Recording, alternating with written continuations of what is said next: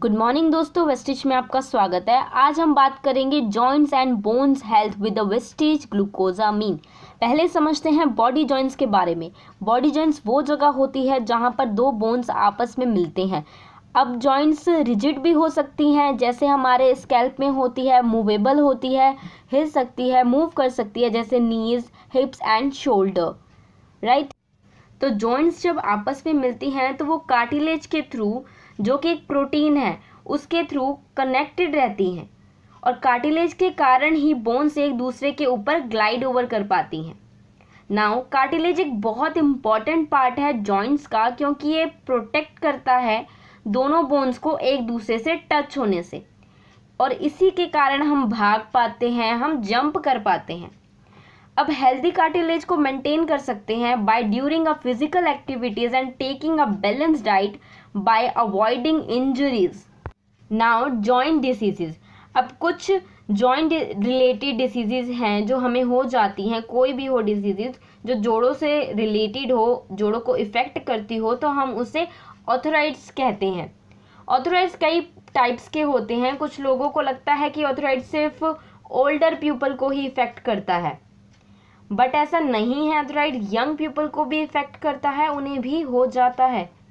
सबसे common type of arthritis जो होता है वो है ऑस्टियोआर्थराइटिस, जो कि स्पेशली ओल्डर पीपल में ही देखी जाती है।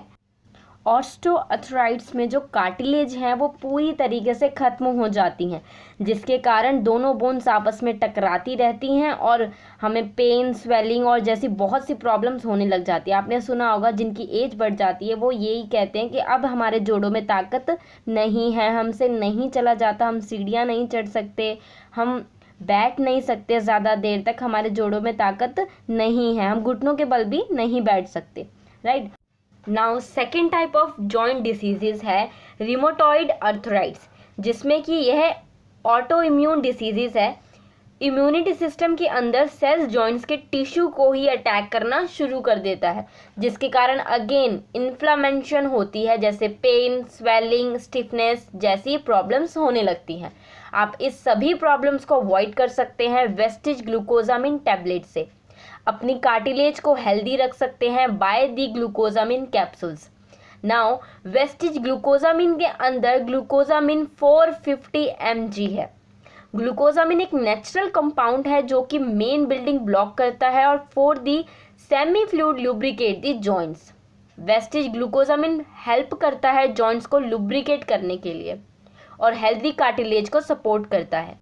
इसके साथ ही ये कार्टिलेज के रीजनरेशन और साइनोवियल फ्लूइड के प्रोटेक्शन को भी स्टिमुलेट करता है। ग्लूकोजामिन को अक्सर कॉन्ड्रोटिन के साथ मिलाया जाता है क्योंकि ये एक नेचुरली प्रेजेंट मॉलिक्यूल होता है। इसके अंदर मॉलिक्यूल होने के कारण ही कार्टिलेज को इलास्टिसिटी मिलती है और ये एक डिस्ट्रैक्शन प्रिवेंट कर पाता है।